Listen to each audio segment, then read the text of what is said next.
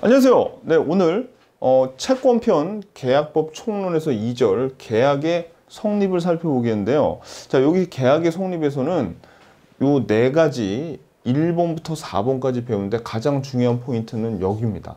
청약과 승낙에 대해서 정확하게 알고 있어야 됩니다. 거의 우리 본문에 나오는 모든 문장들이 다 지문화되고 있습니다. 자, 그럼 오늘 포인트를 좀 살펴보면 자, 이제 우리가 청약과 승낙은 원래는 도달주의를 취하는데 격지자 간의 승낙에서는 발송주의를 취하더라. 요거 앞에서 한번 나왔던 얘기예요. 우리 앞에 총론편에서. 그리고 3번에 조건을 붙인 승낙하고 연착한 승낙은 새로운 청약으로 본다. 그 다음에 네 번째, 일정 기간 동안 연락이 없으면 계약을 승낙한 것으로 본다라는 이런 청약은 상대방에게 아무 구속력이 없다. 그 다음에 교차 청약은 양 청약이 도달할 때 효력이 발생한다 라는 내용입니다. 요거 다시 한번 이따 끝에 볼 거고요. 자, 그럼 우리 교재 321페이지를 한번 펴보세요. 321페이지. 자, 계약의 성립 요건으로서 합의인데 계약은 의사표시가 서로 합치가 돼야 돼요. 합치, 즉 합의로 성립하는데 쌍방의 의사표시가 합치되기 위해서는 두 가지가 있어야 돼요. 객관적 합치와 주관적 합치가 있는데 내용이 일치하는 것을 객관적 합치, 그리고 누구랑 거래할 건지 당사자가 일치하는 것이 주관적 합치입니다. 그래서 자, 쌍괄호 2번에 객관적 합치를 보면은 청약의 의사표시와 승낙의 의사표시의 내용이 서로 일치해야 된다는 얘기예요. 그러니까 예를 들어서 청약으로 내가 이 부동산을 5억에 팔게 라고 청약을 했으면 승낙도 내가 그 부동산을 5억에 살게, 오케이, 이렇게 서로 금액과 그 부동산에 대한 금액이 딱 일치해야 되는데 나는 5억에 팔게 그런데 승낙이 나는 4억에 살게 이러면 계약의 합치가 안 된다는 얘기예요. 의사표시에 합치가 있어야 돼요. 자, 그래서 자, 요거 밑줄 보세요. 동그라미 2번에 의사의 합치는 당해 계약의 내용을 이루는, 자, 밑줄, 모든 사항에 관해서 있어야 되는 것이 아니에요. 그러니까 모든 사항이 합치될 필요는 없고, 동그라미, 본질적 사항이나 중요 사항에 관해서는 구체적으로 합치가 있거나, 이 다음에 포인트입니다. 자, 장래에 구체적으로 특정할 수 있는 기준과 방법 등에 대한 합의는 있어야 된다. 그러니까 계약할 당시에 본질적 사항이나 중요 사항 같은 것이 구체적으로 정해지진 않아도 돼요. 구체적으로 정해지지 않다는 게 중요해요. 장래에 특정할 수 있는 기준이나 방법 등에 관한 합의는 있어야 돼요. 무슨 얘기냐면, 자, 아파트 분양을 하는데, 이제 아파트 계약을 하러 가는데 아직 가격을 이런 식으로 매기는 거예요. 구체적인 면적이 안 나와가지고 평당 1,000만 원 이러면 아직 몇 평이라서 정확하게 가격은 특정되어 있지 않았죠. 하지만 어떤 기준, 평당 얼마라는 기준은 정해져 있잖아요. 이랬을 때는 된다는 얘기예요. 무슨 얘기인지 아시겠죠? 그래서 요게 중요해요. 시험에 이게 잘 나와. 구체적으로 계약 때 완전히 확정이 안 돼도 상관이 없다는 얘기입니다. 자, 이거 볼게요. 그래서 매매 계약의 경우 매매 목적물과 대금은 반드시 그 계약 체결 당시에 구체적으로 확정해야 하는 것은 아니고 이를 사후에라도 구체적으로 확정할 수 있는 방법과 기준이 정해져 있으면 족하다. 그러니까 이게 포인트입니다. 매매 계약의 경우 매매 목적물과 대금은 반드시 그 계약 체결 당시 구체적으로 확정돼야 하는 것은 아니고 요거에 대한 구체적인 판례가 바로 요 동그라미 3번이죠. 아니라고요. 뭐가 구체적으로 확정돼야 하는 것은 아니다. 아셨죠? 시험에 잘 나와요, 이거. 그럼 시험에는 구체적으로 본질적 사항이나 중요 사항이 확정되어야 한다. 그러면 틀린단 말이에요. 오케이, 좋았어요.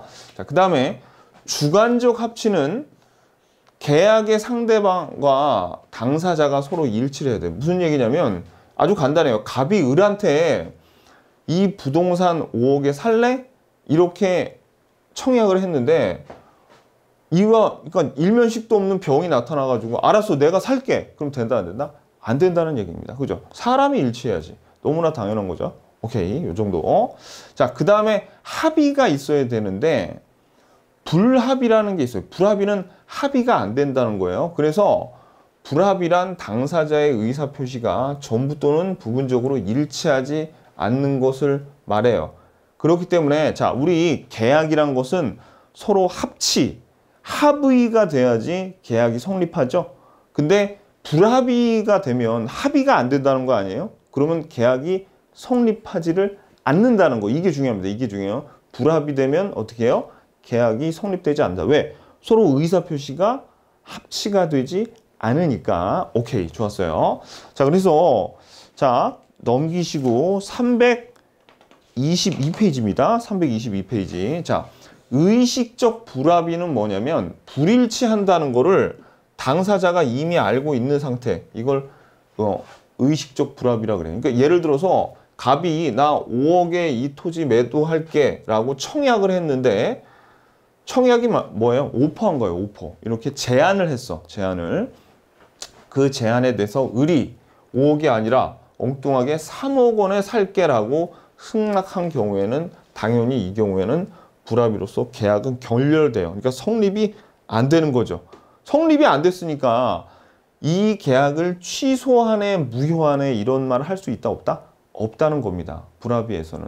자, 근데 이 그러니까 요 의식적 불합의는 을도 알고 있어요. 얘는 5억으로 했는데 나는 3억으로. 갑도 나는 5억으로 했는데 을이 3억으로 했다는 걸 서로 알고 있어요. 그럼 무의식적 불합의는 뭐냐? 무의식적 불합의는 서로 몰라요. 이 갑이 대전에도 토지를 갖고 있고 대구에도 토지를 갖고 있는데 갑은 자, 그러니까 이런 거죠. 갑은 너 대구에 있는 토지 살래? 라고 청약을 했는데 을은 요걸 잘못 알아듣고 나 대전에 있는 땅 살게 라고 한 거죠. 그럼 이 의사는 어떻게 되는 거예요? 완전히 불일치하죠. 불합의. 무의식적. 그러니까 요 경우 요게 무의식적 불합의입니다. 그래서 얘는 의사표시를 대구로 했는데 을은 대전으로 잘못 알아듣고 을은 대전으로 의사표시했는데 갑은 지금 요걸 대구로 알아들은 상태예요. 서로 불합의하죠. 그러면 요거하고 뭐하고 좀 혼동이 되냐면 차고 있죠. 차고. 차고는 이런 거예요. 차고는 갑이 있고 갑이 대구하고 대전 토지가 있죠. 근데 이 경우에는 어떻게 하는 거냐면 을이 갑이 요걸 매물로 내놨는데 을은 대구 토지를 사고 싶은데 의사 표시를 잘못해가지고 대전 거를 살래라고 본인이 한쪽이 의사 표시에 불일치가 생긴 거예요. 이건 지금 쌍방의 의사 표시가 불일치하죠. 차고는 뭐예요? 한쪽이 자기가 의사 표시를 잘못한 거. 요게 차고입니다. 그래서 결론은 뭐예요? 차고는 일단 계약은 성립하고 취소의 문제가 발생을 하죠. 근데 불합의는 얘네들은 아예 계약이 성립이 안 하기 때문에 취소냐 무효냐 이런 말이 해당이 안 된다. 요게 포인트예요. 자, 그래서 즉 당사자 일방 또는 쌍방이 오해해서 완전히 합의가 성립했다고 믿는 반면에 실제로는 합의가 성립하지 않았죠. 그래서 중요한 건 이겁니다. 자, 무의식적 불합의는 여기 밑줄 보세요. 무의식적 불합의는 의사표시의 합치가 없으므로 계약이 성립하지 않으므로 무효 취소의 문제가 발생하지 않아. 근데 계속 밑줄 반면에 차고의 경우에는 계약은 성립하고 취소의 문제가 발생한다는 거. 요게 중요합니다. 아시죠? 요게 중요해요. 요게 결국은 요거 때문에 불합의를 말씀을 드린 겁니다. 자, 그 다음에 3번을 볼게요. 계약 성립의 모습은 크게 우리가 세 가지로 나눌 수 있어요. 그래서 어떻게 하냐면 우리가 가장 일반적으로 보는 거, 한 사람이 제안, 청약을 했습니다. 청약을 하면 상대방은 할게 말게라는 승낙을 해서 요 두 개의 내용이 합치되면 어떻게 계약이 성립하고요. 그 다음에 교차 청약이란 것은 이거는 상당히 운이 좋은 케이스를 얘기하는데, 갑이 요 부동산을 2억에 팔려고 내놨어요. 그래가지고 마침 자기 친구 을한테 야, 너 내 토지 살래라고 청약을 했는데, 이 청약을 받기 전에 을도 이 땅을 예전부터 사고 싶었거든요. 그래서 야, 너 그 토지 나한테 2억에 팔래라고 어떻게 해요? 서로 가격도 일치하죠. 이렇게 똑같은 내용의 청약이 서로 쌍방향으로 동시에 이렇게 가는 것을 교차 청약이라고 합니다. 굉장히 좀 드문 케이스겠죠. 그죠? 자, 그 다음에 의사실현 등에 의한 계약의 성립은 뭐냐면, 이 의사실현이라는 것은 야, 나 이 물건 살게, 우리 계약하자, 이렇게 성립되는 게 아니라 그냥 우리 일상생활에서 벌어지는 그런 내용들입니다. 그런 내용들. 어떤 내용이냐면, 예를 들어서 여러분들 마트에 가죠. 마트에 가가지고 장바구니에 물건 사놓고 계산대에 탁 올려놓으면 나 이거 사겠다는 걸 의미하는 거죠. 또는 병원에 가가지고 카운터에 가서 자기 이름, 저 이름 뭡니다 라고 그 대기자 명부에 적어 놓는 그 행위, 그거 자체가 나는 이 병원과 어떻게 해요? 진료 계약을 하고 싶다는 얘기죠. 그렇게 행동으로 보여주는 게 뭐예요? 의사실현이에요. 의사실현. 자, 그래서 요 세 가지가 있는데 이제 하나씩 살펴보겠는데, 뭐가 그 중에서 가장 중요하겠습니까? 뭐니 해도 요 1번이 가장 중요합니다. 자, 그럼 우리가 요거를 한번 뜯어보면요.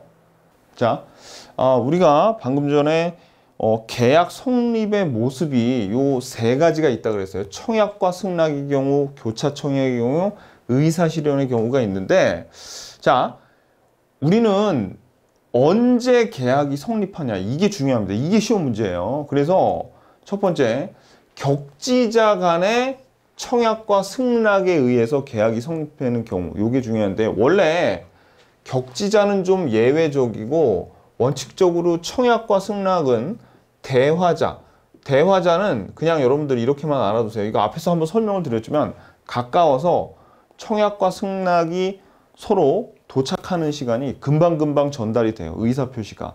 근데 격지자는 의사표시가 좀 며칠 걸려. 그래서 격지자, 며칠 떨어져 있다는 얘기입니다. 시간적으로. 자, 그러면 대화자들끼리는 원칙은 뭐냐면 도달주의예요. 청약이나 승낙이나 둘 다 도달해야지 그 청약과 승낙의 효과가 발생을 하거든요. 그런데 격지자 있죠, 격지자. 멀리 떨어져 있는 경우에는 청약은 그대로 요 청약이 상대방인 을한테 도달했을 때 효력이 발생하는데, 격지자에서 승낙이 중요해요. 승낙이 원래 대화자에서는 아까 도달주의를 취했지만, 격지자는 먼저 발송을 할 때 그 효력이 발생합니다. 발송할 때. 그래서 그러면 격지자에서 있잖아요.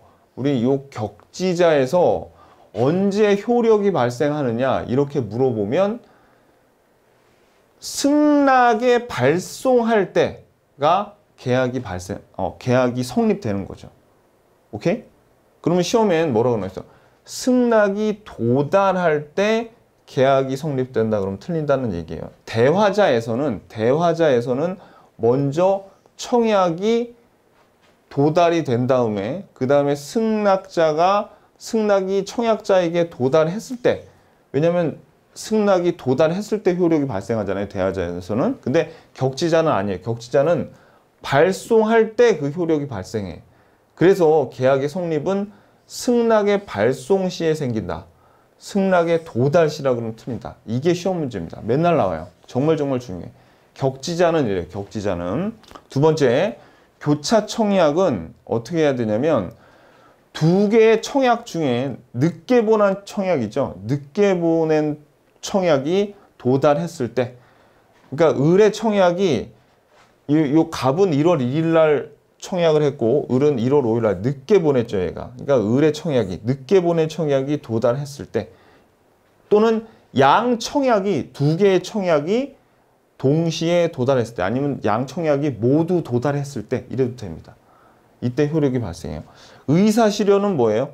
사실행위가 있을 때, 사실행위가 있을 때, 그 마트에 가서 장바구니 딱 내려놨을 때, 그때 효력이 생깁니다. 아셨죠? 요게 시험 문제예요. 요거 시험 문제 엄청 잘 나오고 요거 나오고요. 격지자 요거 조심하셔야 돼.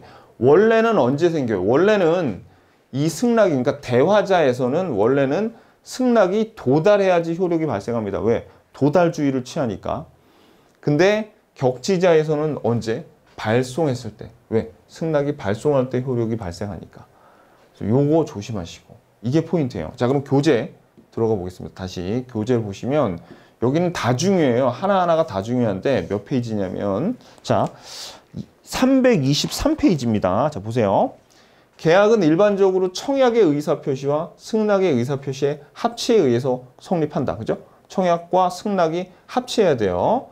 자, 그래서 청약의 의의는, 자, 요 밑줄. 청약은 그 내용이 구체적이고 확정적인 의사표시해야 돼요. 그러니까 내가 이 물건을, 아니, 그러니까 내가 요 부동산을 3억에 너한테 팔게 라는 게 모든 가격이라던가 그런 조건들이 다 구체적으로 되어 있어야 된다. 그죠? 그 다음에 청약의 밑줄, 요거 별표. 청약의 상대방은 불특정 다수인도 가능해요. 그래서 이 아파트를 정확하게 가격을 기재해서 5억에 팔겠습니다 라고 신문 광고를 내도 되고, 그죠? 신문 광고를 내면 여러 사람들에게 다 청약을 하고 있는 거예요. 불특정 다수에게. 상관없습니다. 근데 여기서 조심하셔야 될 게, 승낙은 불특정 다수에게 하는 게 아니에요. 청약자한테만 해야지. 청약자한테. 청약한 사람한테 승낙을 해야지. 엄한 사람한테 가서 승낙하면 안 되겠죠. 그죠? 요거. 그리고 요거 조심하셔야 돼요. 청약의 유인 동그라미. 청약의 유인은 청약이 아닌 겁니다. 청약의 유인은 청약이 아니다. 왜 아니냐? 자, 요 세 개 다 중요해요. 4번은 그냥 한번 보시면 되는데 세 개 다 중요해요. 시험에 엄청 잘 나와요, 요거. 그럼 청약의 유인이란 건 뭐냐면, 청약은 그야말로 상대방이 청약을 유인하게끔 끌어들이는 거예요. 청약을 유혹하는 거예요, 유혹. 자, 이게 무슨 뜻이냐면 이거예요. 만약에 어떤 사람이 내 토지를 5억에 급매하겠습니다라고 정확한 구체적이고 확정적인 내용으로 말을 하면 그건 청약이에요. 근데 그냥 5억이란 말 안 하고 내 토지를 급매하겠소라고 요렇게 말을 한다는 것은, 이것은 뭐예요? 요 급매라는 말을 보고 이 부동산 싸게 내놨나? 하고 와서 을이라는 사람이 여기로 와가지고 이거 얼마예요? 라고 물어보게끔, 청약하게끔 만드는 그런 것을 뭐라 그래요? 청약의 유인이라 그럽니다. 요런 거죠. 그리고 또 우리 대표적인 게 그거 아닙니까? 백화점 가면 그 가격이 정확하게 없고 30% 세일 딱 이렇게 적혀 있어. 그럼 사람들이 그거 보고 어떻게 해요? 가는 거야. 이렇게 가가지고 얼마지 하고 보면서 고르게 되는 거죠. 유인한다고 보시면 돼요. 유인. 그러니까 근데 결론은 이걸 아셔요. 청약의 유인은 청약이 아니다. 이게 포인트야. 이 청약의 유인 내용이 중요한 게 아니라 청약의 유인은 청약이 아니다. 이게 중요해요. 아니야. 이게 아니야. 내용을 기억하는 것보다 이게 중요합니다. 그래서 보세요. 5억에 급매한다는 것은 청약이다. 구체적이고 확정적이므로 승낙만 하면 바로 계약이 성립하는 거, 승낙만 하면 바로 계약이 성립해야 하는 게 청약인데, 내 토지를 급매한다는 것은 청약의 유인이다. 왜냐하면 구체적이고 확정적인 내용이 없죠. 그래서 상대방으로 하게끔 이거 그럼 급매면 한 3억에 파실 거예요? 이렇게 청약을 하게끔 유인하게 만드는 거예요. 그러니까 청약의 유인은 청약이 아니다. 그냥 이게 중요한 겁니다. 아셨죠? 그래서 아파트 분양 광고 같은 거 있죠? 요런 거는 구체적인 가격이 안 나왔기 때문에 청약이 아니라 청약의 유인의 성질을 갖고 있다고 보는 겁니다. 아셨죠? 청약의 유인. 청약이라고요? 아니라고요? 아니라고요. 아셨죠? 그냥 그것만 중요하다고 보시면 됩니다. 오케이. 이게 몇 페이지냐면 323페이지예요. 자, 그리고 그 다음에 싼 거로 3번. 청약의 상대방. 그래서 보세요. 일반적으로 청약은 특정인에게 행해져야 돼요. 청약은 특정인에게 행해져야 하는데 청약자가 누구인가가 그 청약의 의사표시 속에 명시적으로 되어 있어야 되는 것은 아니다. 예컨대 자동 판매기 같은 경우에는 여기 자동 판매기가 있으면 정확한 가격이 뭐 500원 이렇게 적혀 있죠. 그럼 지나가는 사람 아무나 동전을 집어넣기만 하면 그냥 그 계약이 성립이 되는 겁니다. 그래서 불특정 다수, 밑줄 이게 제일 중요해요. 불특정 다수인에 대한 청약도 유효하다. 아셨죠? 요게 중요해. 근데 뭐는 안 된다고? 승낙은 불특정 다수가 안 된다는 거. 이게 중요합니다. 오케이. 좋았어요. 자, 그 다음에 넘기시고 청약의 효력 이것도 되게 중요해요. 몇 페이지냐면 324페이지입니다. 여기는 다 중요한데 언제부터 효력이 발생한다? 청약은 대화자금, 격지자금 다 도달주의예요. 도달. 그래서 청약은 상대방에 있는 의사표시므로 상대방에게 밑줄 도달한 때에 그 효력이 발생합니다. 도달했을 때. 그리고 이것도 중요해요. 그 청약자가 그 통지를 발송한 후에 사망 동그라미 혹은 행위능력 상실 동그라미 사망하거나 행위능력을 상실해서 제한능력자가 된다 하더라도 효력에는 영향이 없어요. 예를 들어서 요 갑이 이 부동산을 5억에 팔겠소 라고 을한테 청약을 해놓고 을이 승낙을 받기 전에 갑이 사망했죠. 그래도 이 청약 5억에 이 부동산을 팔겠다는 청약은 그냥 유효합니다. 가령 요 갑의 자식이 갑의 상속인 있죠. 갑의 상속인이 있는데 이제 요거 청약을 한 다음에 사망했어요. 갑이 사망했어요. 그래서 을이 승낙을 했을 때 갑의 상속인이 저희 아버님 돌아가셨어요. 저는 상속인인데 이 부동산 안 팔겠습니다. 이럴 수가 없다는 얘기예요. 그래서 그냥 요 갑이 청약하겠다는 그 의지를 얘가 그냥 그대로 상속을 해요. 그래서 갑이 죽건 행위능력을 상실했건 간에 어떻게 해요? 요 청약은 어때요? 그대로 유효한 겁니다. 아무런 영향이 없어요. 아셨죠? 오케이. 그 다음에 청약의 의사표시는 밑줄 도달하면 효력이 발생하니까 도달하기 전에는 철회할 수 있어요. 결국 무슨 얘기냐면 도달하면 철회할 수 없겠죠. 도달 전에 철회해야 된다. 이것도 중요하고요. 그 다음에 네 번째는 승낙은 청약의 효력이 존속하는 동안에 하지 않으면 왜냐하면 청약을 보내면서 그 승낙의 기간을 보통 주잖아요. 2주일 안에 승낙을 해주세요. 그런 식으로 얘기를 하는데 봐봐요. 그래서 승낙 기간을 정한 청약 가령 한 달 안에 승낙을 기다리겠습니다. 보름 안에 승낙을 기다리겠습니다. 이런 청약은 만약에 그 기간 내에 승낙의 통지를 받지 못하면 효력을 잃어요. 효력을 잃는다. 기간 내에 하지 않으면. 근데 승낙 기간을 지나지 않는 청약 있죠? 요거는 상당한 기간 동그라미 상당한 기간 내에 승낙의 통지를 받지 못하면 효력을 있습니다. 선생님 상당한 기간이 얼마죠? 그때그때 다릅니다. 그냥 여러분들은 상당한 기간으로 알고 계시면 돼요. 오케이 됐어요. 여기까지. 자, 그 다음에 승낙을 보겠습니다. 승낙. 자, 승낙은 청약하고 좀 비교해서 외워야 되는데 승낙은 청약에 대응해서 계약을 성립시킬 목적으로 청약자에게 대해 행해지는 상대방의 일반인 확정. 그러니까 청약을 했으면 이 청약자가 그 청약을 철회하지 않으면 승낙을 하면 곧바로 계약이 성립되는 거예요. 그러니까 청약자는 그 의무를 이행할 의무가 생기죠. 계약이 성립하면. 승낙자도 마찬가지고. 자, 그래서 승낙의 상대방 요거 별표. 자, 요거 별표. 승낙은 반드시 특정의 청약자에 대해서 해야 됩니다. 특정의. 그래서 청약과는 달리 불특정 다수인에 대한 승낙은 있을 수 없고 효력이 없다. 요게 포인트입니다. 아셨죠? 청약은 불특정 다수인에게 할 수 있었지만 승낙은 할 수 없다. 요게 중요해요. 자, 그 다음에 승낙의 자유를 보면 승낙의 여부는 그의 자유이며 청약에 대해서 회답할 의무도 회답을 안 해도 상관없어요. 너 한 달 이내에 승낙을 해 주십시오 했을 때 그냥 대답을 안 해버리면 그건 거절이에요. 거절이라고 받아들여져요. 근데 봐봐요. 이게 또 엄청 시험에 잘 나오는 건데 이거 너무너무 중요합니다. 이거 별표 치세요. 너무 중요해. 자, 시험에 나왔다면 또 이겁니다. 뭐냐면 이 청약자가 청약을 하면서 만약에 밑줄 그세요. 회답이 없으면 승낙한 것으로 간주한다. 이렇게 한 경우에도 상대방은 밑줄 구속하지 않아요.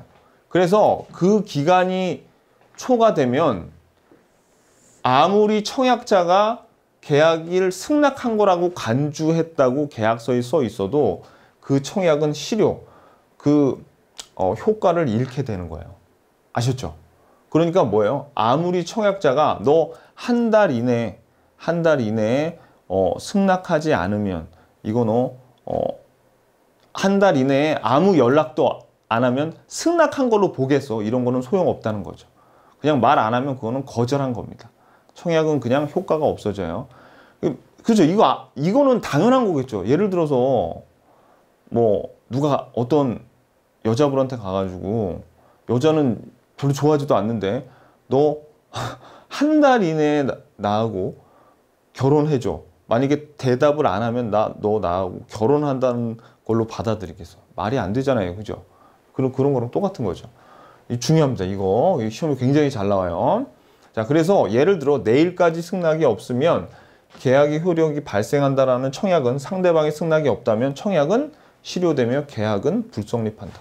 너무나 당연한 거지만 시험에 엄청 잘 나옵니다. 오케이. 자, 그 다음에 넘기시고요. 그 다음에 승낙을 하는데 그냥 깔끔하게 승낙을 하는 게 아니라 325페이지입니다. 조건이나 변경을 가한 승낙은 그거는 승낙이라고 보지 않아요. 뭐냐면 자, 가령 갑이 요 부동산을 5억에 팔게라고 청약을 날렸는데 을이 갑한테는 뭐라고 하냐면 나는 5억 말고 4억에 살게 라고 이런 조건이나 변경을 가한 승낙을 하죠. 그러면 밑줄 조건을 붙이거나 변경을 가한 승낙은 승낙으로서의 효력이 생기지 않고요. 이런 경우에는 자 밑줄 청약을 거절, 애초에 처음에 보냈던 청약을 거절한 것으로 보고 요 승낙에서 4억으로 살게라는 새로운 청약을 한 것으로 봅니다. 그러니까 이건 승낙이라 조건과 변경을 가한 승낙은 결국은 뭐라는 소리예요? 새로운 청약으로 보는 거예요. 이쪽에서 새로운 청약으로 보는 겁니다. 처음에 청약자가 보냈던 요 청약은 거절, 효과가 없어지고요. 그래서 이러한 경우에는 원래 청약자가 승낙을 해서 자, 그래서 얘가 4억으로 살게라고 했을 때 갑이 그래 알았어 4억에 팔게라고 이번에 얘가 승낙을 하는 경우에는 그때는 어떻게 되는 겁니까? 효력이 발생하는 거죠. 그러니까 계약이 성립하는 거죠. 계약이 성립하는 거예요. 오케이. 자, 그 다음에 자, 그리고 연착된 승낙을 볼게요. 승낙을 했는데 그 승낙 기간에 지났어요. 자, 그럼 봐봐요. 승낙 기간은 승낙의 기간을 정한 계약의 청약은 청약자가 그 기간 내에 승낙의 통지를 받지 못하면 그 효력을 잃어버려요. 계약이 성립하지 않죠. 효력을 잃으니까 청약의 효력이 잃으니까 계약이 성립하지 않는다. 청약자가 승낙 기간을 정해서 청약을 한 경우에는 승낙이 그 기간 내에 청약자에게 도달해야 되고 승낙 기간을 정하지 않은 경우는 아까 뭐라고 해서 상당한 기간 내에 아까 봤던 거죠. 자, 근데 이번에 요거 봐봐요. 승낙이 어떻게 됐냐면 연착됐어요. 연착. 5일 안에 답을 해줘요 라고 했는데 7일이 지나서 도착한 거죠. 그게 연착이 된 거예요. 착륙이 연기가 됐다고요. 그러면 승낙 기간 내에 도달하지 못한 연착의 승낙은 승낙으로서 효력을 갖지 않아서 계약은 성립하지 않는다. 밑줄. 그러니까 연착은 승낙으로서 효력을 갖지 않아서 계약이 성립하지 않아요. 다만 이 청약자는 승낙 기간 내에 도달하지 못한 승낙, 즉 연착된 승낙을 밑줄 새로운 청약으로 볼 수도 있으니까 이에 대해서 승낙하면 계약이 성립시킬 수가 있어. 자, 그러니까 무슨 뜻이냐면 원래 5일 안에 네가 나한테 승낙하면 이 계약은 성립하는 거야 라고 청약을 보냈어요. 청약을 보냈는데 이게 7일 있다가 도착했어. 그랬을 때 이거는 승낙으로서의 효력을 발생하지 않아요. 그러니까 계약이 성립하지 않는데 하지만 청약자가 이틀 후에 도착한 거라도 그래? 그러면 그냥 요거를 새로운 청약으로 볼 수 있다는 얘기예요. 연착된 청약. 그래서 승낙을 했다. 이런 얘기예요. 무슨 얘기냐면 이거 안 쓰고 얘기하니까 답답하죠. 갑이 청약을 했어. 조건을 달았어요. 1월 1일 날 보내면서 1월 5일까지 승낙해줘라고 이렇게 청약을 을한테 보냈는데 이 을이 좀 갈등을 좀 오래 해가지고 언제 얘의 승낙이 도착했냐면은 1월 7일 날 그래서 연착해서 도착한 거예요. 연착된 거야. 그러면 이 을이 보낸 승낙은요. 요거는 효력이 없어요. 왜? 승낙 기간을 지나버렸잖아. 그러니까 요거는 이제 승낙은 효력이 없어서 계약이 성립하지 않는데 만약에 이 청약자가 요 나중에 보낸 요 연착된 승낙이죠. 연착된 승낙을 새로운 뭐로 볼 수 있다는 거야. 을이 보낸 새로운 청약. 자기가 보낸 청약의 승낙이 아니라 새로운 청약으로 봐서 이 청약자가 승낙을 하면 계약이 성립될 수 있다는 얘기입니다. 무슨 얘기인지 아시겠죠? 그럼 뭐랑 이거 굉장히 흡사한 거예요. 아까 조건이 붙거나, 그죠? 변경을 가한 승낙과 굉장히 유사하죠. 이 두 개가 되게 유사합니다. 자, 그 다음에 볼게요.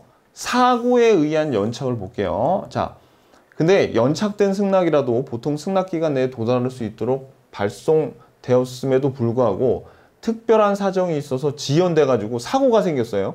그 기간 경과 후에 도달한 경우에는 청약자는 지체 없이 누구에게, 자 밑줄, 청약자는 지체 없이 승낙자에게 승낙의 연착을 통지해야 돼요. 그래서 야, 너 도착을 했는데 5일까지 보내기로 했는데 7일까지 했어. 나 그러니까 이거 네가 기간을 지났으니까 이거 청락은 이거는 계약 성립 안 하는 거야. 이렇게 얘기를 해줘야 돼. 그래서 청약자가 연착 또는 지연의 통지를 한 경우 계약은 성립하지 않는다고 얘기해 줘야 돼. 그러니까 무슨 뜻이냐면 청약자가 요 A, 그러니까 갑이에요. 갑이 을한테 청약을 했어. 1월 1일 날 을한테 청약을 하면서 요 자동차라 그럴게요. 자동차. 요거를 1월 5일까지 좀 승낙을 달라고 했는데 1월 5일까지 얘가 안 줬어요. 아니, 안 준 게 아니라 얘가 그 전에 보냈는데 어떤 뭐 우체국에서 사고가 생겨가지고 1월 7일 날 도착했어. 근데 이 갑 입장에서는 1월 5일 날까지 기다렸는데 안 왔죠. 그런데 마침 병이 나타나가지고 야, 이 자동차 나한테 팔래? 그래가지고 그냥 팔았어. 근데 봤더니 1월 7일 날 이게 도착했네요. 그러면 청약자는 뭐라고 얘기해야 돼요? 야, 이게 네가 보낸 걸 보니까 1월 2일 날 보내서 이게 제때 도착했으면은 내가 요걸 너한테 팔았을 텐데 지금 1월 7일 날 도착했다. 연착했다. 사고로 연착했으니까 이거를 계약은 성립하지 않는 거야 라고 얘기를 해줘야 됩니다. 그러니까 뭐 계약은 성립하지 않는다는 얘기를 하는 게 아니라 야, 네가 보낸 승낙이 연착했어 라고 통지를 해줘야 돼요. 근데 만약에 이 통지를 안 해주잖아요? 그러면 밑줄 승낙 연착의 통지를 게을리한 경우에는 1월 7일 날 이게 도착했음에도 그걸 얘기를 안 해주면 연착되지 않은 것으로 간주돼서 계약이 성립해요. 그럼 어떻게 해야 돼? 갑은 병원한테 가가지고 야 자동차 다시 내놔 하고 얘한테 해줘야 돼. 왜? 요 통지를 게을리하게 되면 요거 뺏어서 다시 줘야지 뭐. 그죠? 무슨 뜻인지 아시겠죠? 그래서 연착한 것은 어떻게 해요? 청약자가 사고에 의한 연착은 청약자가 야 이거 연착했어 라고 알려줘야 된다. 그렇지 않으면 계약이 성립한 걸로 보고 의무를 어떻게 해요? 자기가 수행을 해야 되죠. 오케이, 여기까지 됐습니다. 자, 그러면 넘기셔 가지고요. 승낙의 효력 발생 시기 요거 보겠습니다. 시험에 무지무지 잘 나오는 게 바로 요거죠. 별표. 격지자 간의 승낙은 승낙의 통지를 발송한 때, 발송. 원래는 뭔데요? 원래는 대화자 간에는 도달주의예요. 그래서 승낙을 청약자에게 도달할 때인데 격지자 간에는 발송할 때, 발신주의를 취하고 있다. 요게 포인트입니다. 아셨죠? 너무너무 중요해요. 너무너무.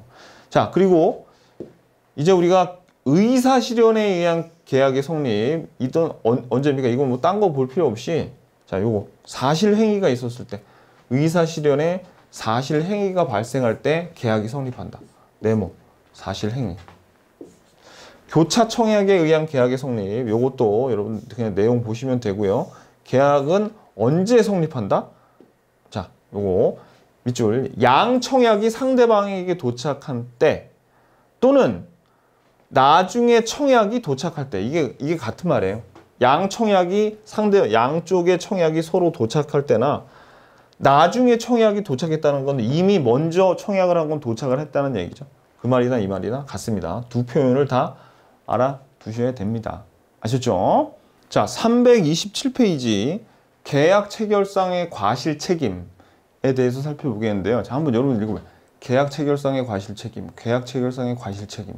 발음하기가 좀 힘들어요. 그래서 앞으로 제가 뭐라고 읽을 거냐면 요거 개체 과실이라고 읽을게요. 그냥 계약 책임상의 과실 책임이라 그러면 요거를 수업하다가도 이거 너무 길거든요. 그래서 여러분들 짜증나니까 그냥 개체 과실이라고 하면 여러분들이 계약 체결상의 과실 책임을 선생님이 말하는구나 이렇게 받아들이시면 됩니다.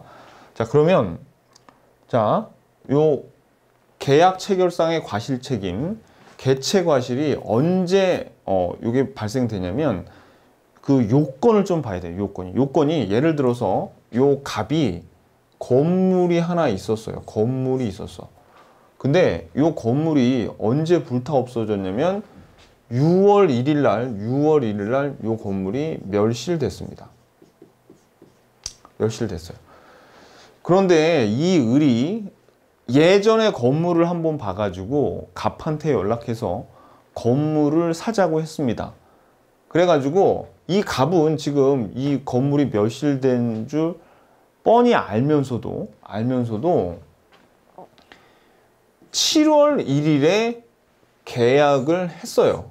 요 건물, 이미 사라진 건물에 대한 매매 계약을 했습니다. 자, 그러면 보세요. 이때 뭐가 생기냐면 개체 과실이 생긴다는 얘기예요. 무슨 뜻이냐면 계약 체결 당시에 요 계약을 이행할 수 없죠. 계약을 이행할 수 없는 것을 우리가 불능이라 그랬는데 일부만 멸실된 게 아니라 전부 다 멸실이 됐죠. 그걸 우리가 전부 불능이라고 하는 거예요. 전부 불능. 객관적, 원시적 전부 불능일 때 언제? 계약을 체결할 때. 그러니까 계약 전에 이미 불능 상태가 된 거죠. 그리고 계약을 했어요. 실제로. 근데 이때 요 계약의 일방이 불능임을 알았거나 알 수 있었을 경우하고, 그리고 요 상대방도 요 건물이 이미 불능이란 것을 몰랐어야 돼요. 모르고 거기에 대한 과실도 없어야 돼요. 그러니까 선의 앤드 무과실이니까 상대방이 선의만 가지고는 안 돼. 이거 조심하셔야 돼요. 무과실까지 들어갑니다. 무과실까지. 그래서 요 세 가지에다가 요 상대방이 손해를 입었을 때 이에 대해서 어떤 손해를 입었냐면 요 을이 이제 계약을 체결하고 나서 잔금일을 10월 30일로 잡았는데 요 부동산을 사기 위해서 돈을 융자를 받았어요. 그럼 거기에 대한 이자라던가 여러 가지 비용이 붙겠죠. 그런 비용들의 손해가 발생해요. 그런 경우에 뭐가 생긴 거예요? 개체 과실이 생기는 겁니다. 자, 봐봐요. 다시 봐봐요. 일단 계약할 때 뭐가 됐어요? 불능이어야 돼.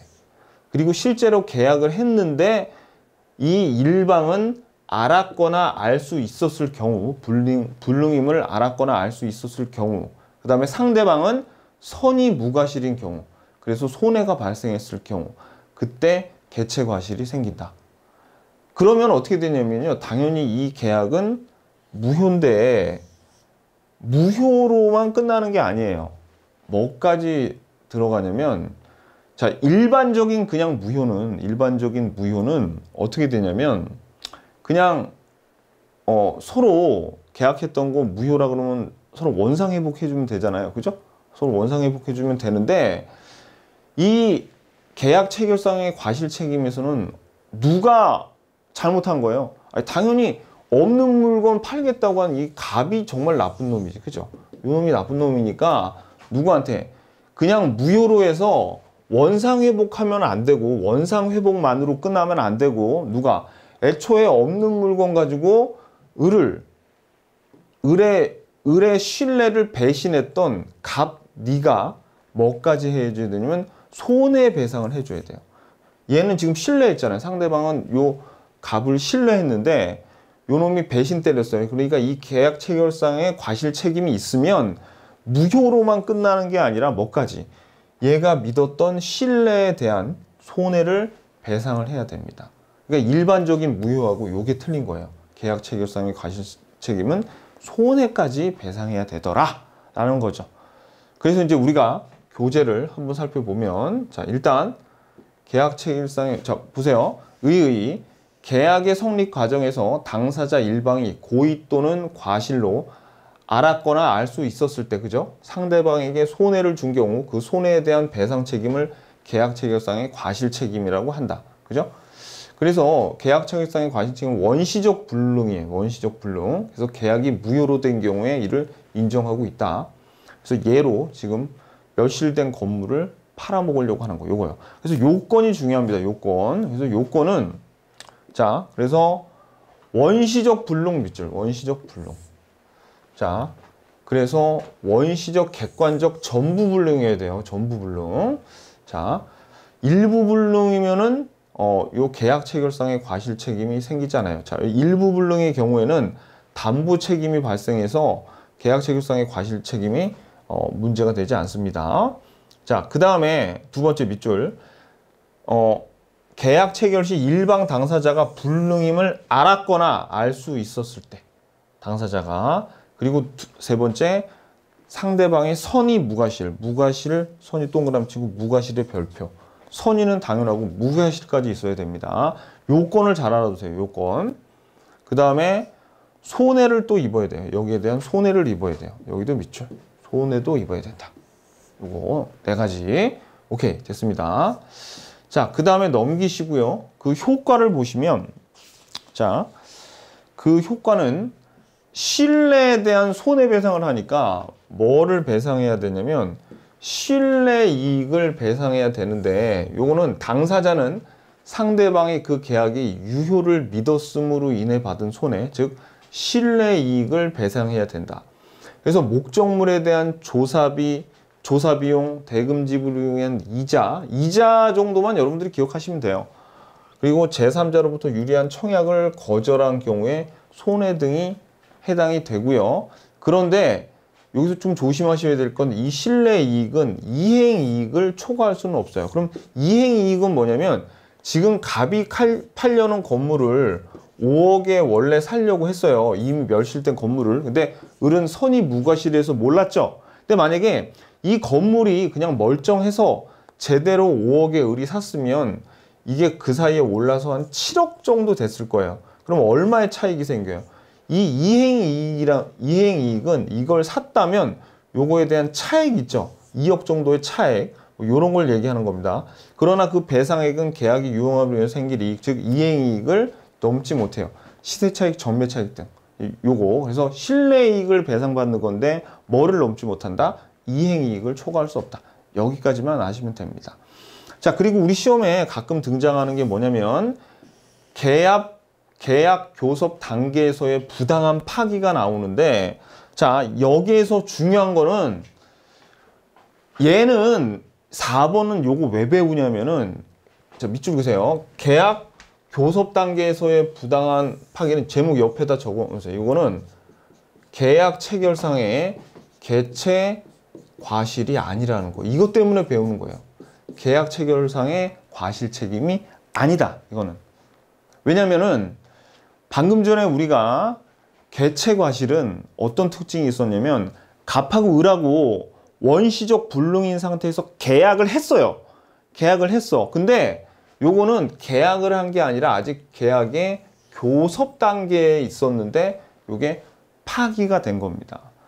가장 이제 쉬운 예가 뭐냐면 이거예요. 가령 어떤 기업이 있어요. 기업이 갑이라는 사람하고 면접을 봤어. 면접을 봤는데 아직 채용한 건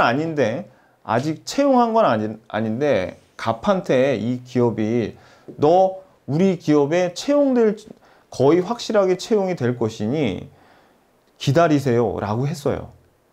근데 1년이 지나도록 아무 얘기가 없다가 갑자기 1년이 지난 시점에서 미안한데 너 우리 채용 없던 걸로 할게 라고 부당하게 파기한 경우 있죠. 부당하게 아직 이제 여기 기업에서 일하겠다고 고용 계약 했어요, 안 했어요? 계약 아직 안 했죠.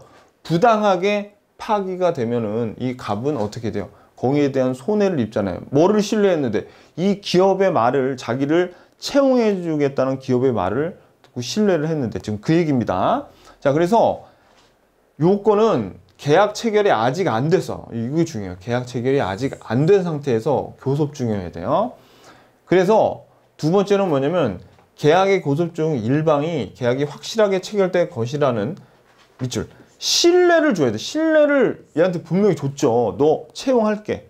또는 부동산으로 하자면 이거 너한테 팔게. 그러니까 예를 들어서 이런 거죠. 어느 기업 요 갑이 농지를 갖고 있었는데 을이 요 농지를 야 내가 이 토지 요거 살 거니까 너 당분간 이 토지 농사 짓지 말고 그냥 놔둬 라고 했을 수 있어요. 근데 얘가 아무 말도 없어. 그래서 농사도 안 지고 이 땅을 그냥 놀리고 있었는데 그냥 나중에 안 산다고 한 거예요. 이런 경우. 그죠? 그래서 신뢰를 야기한 다음에 그냥 상당한 이유 없이 그냥 파기했어. 어떤 정당한 이유 없이 파기한 경우. 이런 경우죠. 그랬을 때 이 효과가 봐봐요. 이게 이제 이 효과를 여러분 주의하셔야 되는데 이게 뭐가 아니라는 게 포인트다. 계약 체결상의 과실 책임. 개체 과실이 아니에요. 이것은 그냥 밑줄 그세요. 일반적인 불법 행위야. 불법 행위에 불과하지 계약 체결상의 과실 책임이 아니고요. 또 밑줄 채무 불이행의 책임도 없어요. 아직 얘네들 계약 안 했죠. 그러니까 그래서 이행 강제를 할 수도 없어요. 왜? 아직 계약한 게 아니기 때문에 야, 너 나 죽어도 채용해야 돼 이럴 수 없다는 얘기입니다. 아셨죠? 그래서 불법 행위라는 거 계약 체결상의 과실 책임도 아니고 또 채무 불이행의 책임도 없어요. 이행 강제할 수도 없다. 요거를 알아두셔야 돼요. 요게 포인트예요. 요거. 자, 그래서 손해배상의 범위는 뭐냐면 요것도 실내이익 또는 실내손해를 배상해야 된다는 말이랑 똑같아요. 실내에서 손해봤죠. 그래서 요것도 실내이익을 배상합니다. 그래서 실내손해에 한정되는 거예요. 자, 계약교섭의 부당한 중도 파기가 불법행위를 구성하는 경우 그러한 불법행위로 인한 손해는 계약이 유효하게, 자, 밑줄 계약이 유효하게 체결됐다고 믿었던 것에 의하여 실내 손해에 한정되고 자 그리고 요것도 알아두세요. 정신적인 피해 보상까지 포함합니다. 정신적인 피해 보상. 요거. 그럼 여기서 얘기한 실내 손해는 뭐예요? 아까 그 농지의 경우에 얘가 여기에 농사를 지었다면 얘 말을 신뢰하지 않았으면 여기 농사를 지었을 거 아닙니까? 그래서 얘 말을 믿고 요 토지에 농사를 안 지었기 때문에 거기에 대해서 생긴 손해 있죠. 그런 건 받을 수 있어요. 그런데 계약 교섭의 당사자가 계약 체결이 좌절하더라도 어쩔 수 없다고 생각하고 지출한 비용. 그러니까 이거는 뭐냐면 이런 거죠. 이건 다시 그 면접 거기로 들어가서 이 면접자가 면접을 하려고 제안서라던가 견적서 그런 거를 낼 때는 나 말고도 여러 사람이 이 회사에 입사하니까 떨어져더라도 할 수 없어 라고 일단 넣어본 거죠. 그런 비용은 포함하지 않는다는 얘기예요. 전 비용을 포함하지 않고 어떤 거? 신뢰 손해와 정신적 피해 보상을 보상받을 수 있다는 그런 얘기입니다. 아셨죠? 오케이. 그래서 시험에는 요 제안서 견적서로 나왔어요. 요런 거는 포함이 안 된다. 요 정도. 자, 그래서 우리가 요게 그래서 결국은 포인트입니다. 계약 체결상의 과실 책임이 적용되지 않는 경우가 아까 원시적 불능이었죠. 그러니까 후발적 불능은 개체 과실이 안 돼요. 그래서 이 경우에는 채무 불이행이나 위험 부담의 문제가 발생한다. 이게 중요한 게 아니고 후발적 불능은 개체 과실이 아니다라는 게 중요해요. 왜? 원시적 불능에서 발생하니까. 그 다음에 전부 불능이지 일부 불능도 개체 과실이 아니야. 왜? 이거는 담보 책임으로서 나중에 대금 감액 청구권 이거는 있을지언정 개체 과실의 문제는 발생하지 않더라. 그리고 우리가 방금 전에 봤던 요게 제일 중요하죠. 계약의 교섭 중 부당한 파기. 요거는 불법 행위로 인한 신뢰 손해배상의 문제가 발생하지 개체 과실은 아니다. 여기까지 알아두시면 됩니다. 아셨죠? 오케이, 됐어요. 자, 그러면 밑에 나와 있는 핵심 체크 한번 보겠습니다. 자, 청약은 몇 페이지냐면 329페이지예요. 청약은 그에 대한 승낙만 있으면 계약이 성립하는 구체적 확정적 의사표시여야 하죠. 맞습니다. 맞고, 격지자 간의 계약은 승낙의 통지가 도달할 때가 아니죠. 격지자니까 도달이 아니라 발송할 때 성립하죠. 그러니까 이거 틀렸고. 3번, 교차 청약에 있어 양 청약의 의사표시가 동시에 도달하지 않은 경우 늦게 도착하는 청약이 도달할 때 계약이 성립한다. 맞죠? 늦게 도착할 때 성립. 자, 부동산 매매에 있어 실제 면적이 계약 면적이 미달하는 경우 그 미달 부분의 원시적 불능을 이유로 계약 체결상의 과실 책임을 물을 수 없죠. 왜? 왜냐하면 면적이 미달하는 거는 이건 일부 불능이에요. 계약 체결상의 과실 책임은 원시적 전부 불능이어야 되는데. 그러니까 요거 맞고요. 그 다음에 자, 마지막 5번 당사자 사이에 계약 체결에 대한 손해가 신뢰가 형성된 상태에서 자, 신뢰가 형성됐어. 신뢰가 부당 파기는 불법 행위는 될 수 없고가 아니라 불법 행위가 될 수 있고 계약 체결의 과실 책임의 문제는 생기지 않죠. 완전히 반대로 조건해요. 그래서 X입니다. 자, 그래서 오늘은 그 계약의 성립까지 봤는데, 우리 포인트 봐야죠. 포인트. 자, 포인트. 다시 한번 읽어볼까요? 요거 안 보고 끝낼 뻔했네. 자, 격지자 간의 승낙은 발송주의, 그죠? 대화자 간의 청약과 승낙은 원칙은 도달주의였는데, 조건을 붙인 승낙 또는 연착의 승낙, 이런 거는 새 청약으로 볼 수도 있다 그랬죠? 그 다음에 일정 기간 동안 연락이 없으면 승낙한 것으로 본다 라는 것은 상대방의 구속력이 없어요. 그냥 무시하면 그 청약의 효력은 없어진다. 교차 청약은 양 청약이 도달할 때 또는 늦게 보낸 청약이 도달할 때 그때부터 효력이 발생한다. 아셨죠? 오케이, 됐습니다. 그러면 조금만 쉬었다가 우리 기출문제 풀어보러 가겠습니다.